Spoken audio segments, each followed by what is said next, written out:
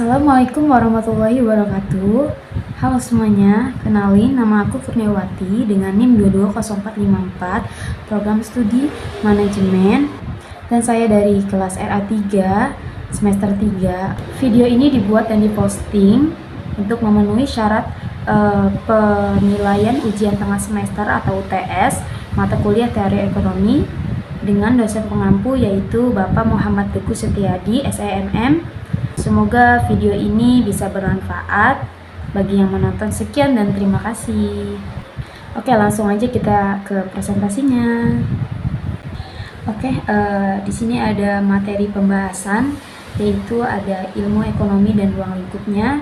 Yang kedua ada perkembangan teori ekonomi. Yang ketiga elastisitas permintaan dan penawaran. Dan yang keempat ada teori biaya dan penerimaan. Yang kelima ada teori produksi dan kegiatan perusahaan. Dan yang terakhir yaitu teori perilaku konsumen dan biaya produksi. Nah, pembahasan yang pertama yaitu ilmu ekonomi dan ruang lingkupnya. Di sini arti ilmu ekonomi adalah suatu studi bagaimana orang-orang dan masyarakat membuat pilihan dengan atau tanpa menggunakan uang, dengan menggunakan sumber daya yang terbatas, tetapi dapat menggunakan dalam berbagai cara untuk menghasilkan berbagai jenis barang dan jasa dan mendistribusikannya untuk keperluan konsumsi sekarang dan di masa datang kepada berbagai orang dan golongan masyarakat. Adapun faktor-faktor produksi yaitu adalah benda-benda yang disediakan oleh alam atau diciptakan oleh manusia dapat digunakan untuk memproduksi barang-barang dan jasa-jasa. Faktor produksi yang tersedia dalam perekonomian dibedakan dalam 4 jenis, yaitu A. Tanah dan sumber daya alam, B. Tenaga kerja, C. Modal dan keahlian wirausaha. Kemudian ada barang serta jasa. Pengertian barang adalah hasil produksi dan fisiknya atau wujudnya bisa dilihat atau konkret yang dapat memenuhi kebutuhan produsen maupun pembeli. Yang kedua ada jasa, adalah hasil produksi yang tak terwujud atau sifat fisiknya itu yaitu abstrak yang dapat memenuhi kebutuhan pembeli. Nah, kesimpulannya ilmu ekonomi ini dan ruang cakupnya adalah bahwa ilmu ekonomi merupakan studi tentang bagaimana masyarakat mengelola sumber daya yang terbatas untuk memenuhi kebutuhan dan keinginan mereka. Ruang lingkup ekonomi mencakup analisis perilaku konsumen, produksi, distribusi, serta peran pemerintah dalam mengatur ekonomi. Maka dari itu, ilmu ekonomi dalam pemahaman dan pengambilan keputusan adalah konteks ekonomi global yang kompleks. Oke, kita next materi selanjutnya yaitu perkembangan teori ekonomi. Teori pertumbuhan ekonomi awalnya dibangun berdasarkan pengalaman empiris para ahli ekonomi, sehingga teori-teori mereka dapat dijadikan sebagai dasar untuk memperhitungkan dan membuat kebijakan ekonomi di berbagai negara. Perkembangan ekonomi adalah proses perkembangan berupa kenaikan dalam jangka panjang dari satu negara misalnya atau perusahaan untuk menyediakan banyak barang yang mendukung perkembangan ekonomi disesuaikan dengan tingkat kebutuhannya. Selanjutnya yaitu teori klasik dan neoklasik. Teori klasik sendiri menurut Adam Smith bahwa pertumbuhan ekonomi sebenarnya berdasarkan pertambahan penduduk. Dengan jumlah penduduk yang terus bertambah, maka akan terdapat pula pertambahan output atau hasil produksi ekonomi.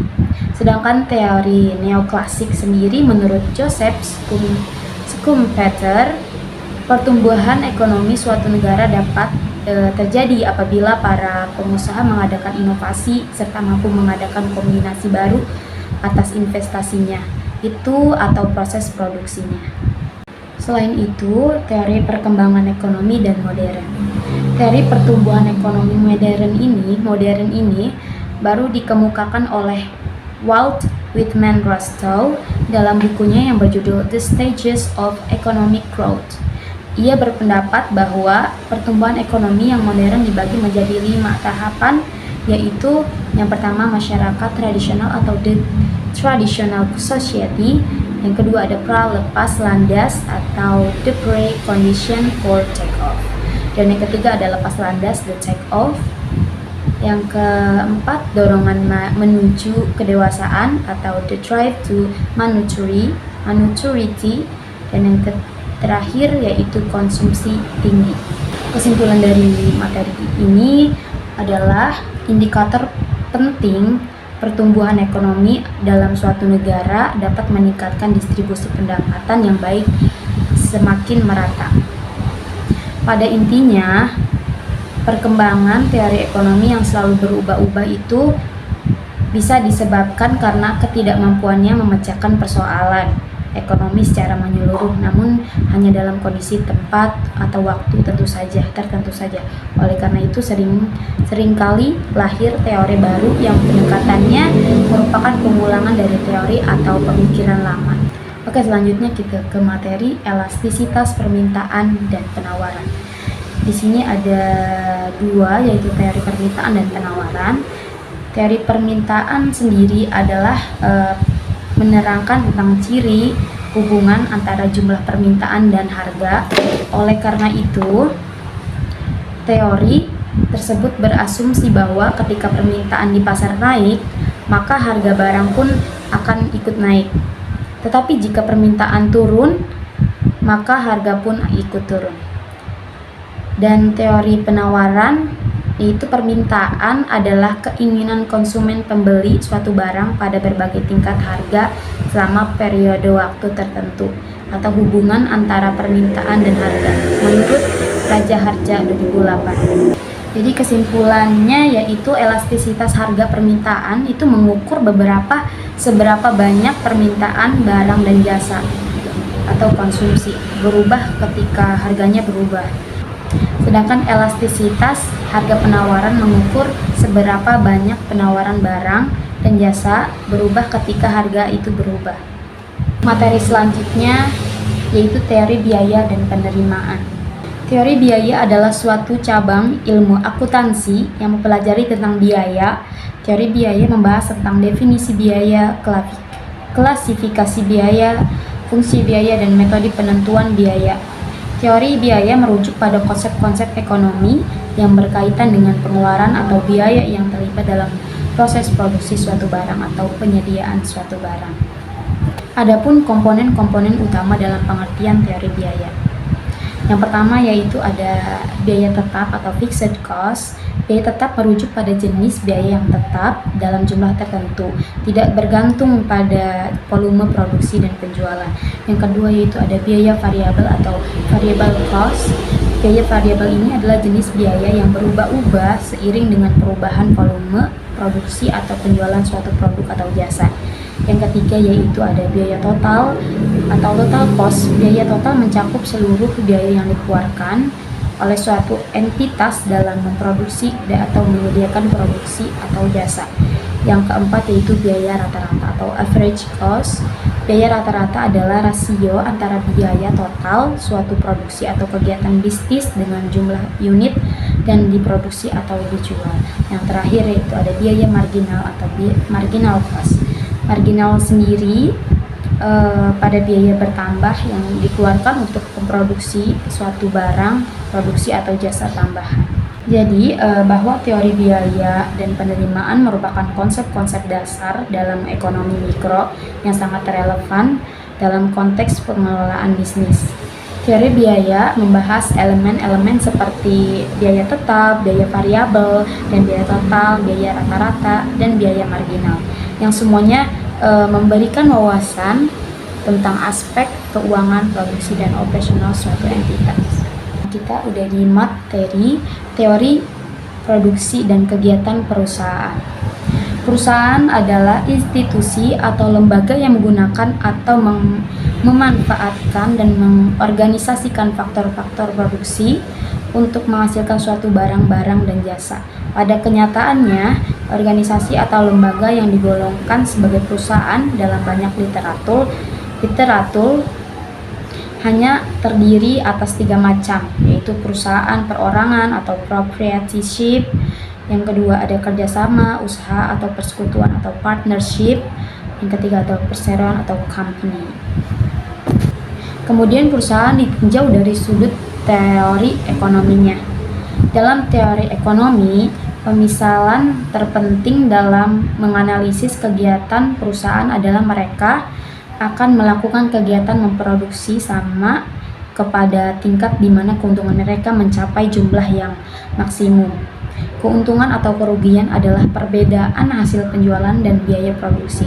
Keuntungan diperoleh apabila hasil penjualan melebihi dari biaya produksi dan sebaliknya. Keuntungan maksimum dicapai apabila perbedaan di antara penjualan dan biaya produksi mencapai tingkat yang paling besar. Jadi kesimpulan di materi ini yaitu organisasi perusahaan dapat dibedakan kepada 3 bentuk organisasi yang pokok, yaitu perusahaan perorangan, firma, dan perseroan terbatas. Di samping itu ada perusahaan milik negara dan perusahaan yang dikendalikan secara koperasi. Hubungan di antara faktor-faktor produksi dan tingkat produksi yang diciptakan di mana dinamakan fungsi produksi. Jika faktor produksi tidak ada, maka proses produksi juga tidak akan berlangsung. Oke, kita akan ke materi selanjutnya, yaitu teori perilaku konsumen dan biaya produksi. Di sini definisi perilaku konsumen menurut Hasan 2023. Perilaku konsumen adalah studi proses yang terlibat ketika individu atau kelompok memilih, membeli, menggunakan, atau mengatur produk atau jasa. Menurut berdasarkan penafsiran Suyanto 2012, perilaku konsumen atau consumer behavior dapat diartikan sebagai kegiatan individu yang secara langsung terlibat dalam pendapatan dan mempergunakan barang-barang atau jasa, termasuk dalamnya proses pengambilan keputusan pada persiapan dalam membentukkan barang atau jasa. Di dalamnya proses pengambilan keputusan dan persiapan dalam menentukan kegiatan-kegiatan tersebut. Kemudian faktor yang mempengaruhi konsumen sendiri yaitu ada 3. Ada faktor budaya atau culture faktor. Budaya sendiri adalah penentu dasar keinginan serta perilaku seseorang. Pemasar benar-benar memperhatikan nilai-nilai budaya di setiap negara untuk memahami cara terbaik dalam memasarkan produk lama mereka dan mencari peluang untuk produk baru. Yang kedua yaitu ada faktor sosial atau sosial faktor. Faktor sosial sendiri seperti kelompok referensi, keluarga, serta peran sosial dan status turut mempengaruhi dalam perilaku pembelian. Yang ketiga yaitu ada faktor pribadi. Keputusan pembelian konsumen juga dipengaruhi oleh karakteristik pribadi. Jadi kesimpulannya dari teori ini yaitu teori perilaku konsumen berkaitan dengan cara individu dan rumah tangga membuat keputusan konsumsi yang dipengaruhi oleh faktor budaya, sosial, dan pribadi. Sementara itu, teori biaya produksi fokus pada cara perusahaan membuat keputusan produksi dengan memperhitungkan biaya tetap dan variabel. Terdapat pula jenis-jenis biaya produksi, unsur-unsur biaya produksi, dan teori biaya produksi seperti variable costing. Nah, itu dia materi yang bisa saya paparkan. Kurang lebihnya mohon maaf. Wassalamualaikum warahmatullahi wabarakatuh. Jangan lupa like, subscribe, dan jangan diblok.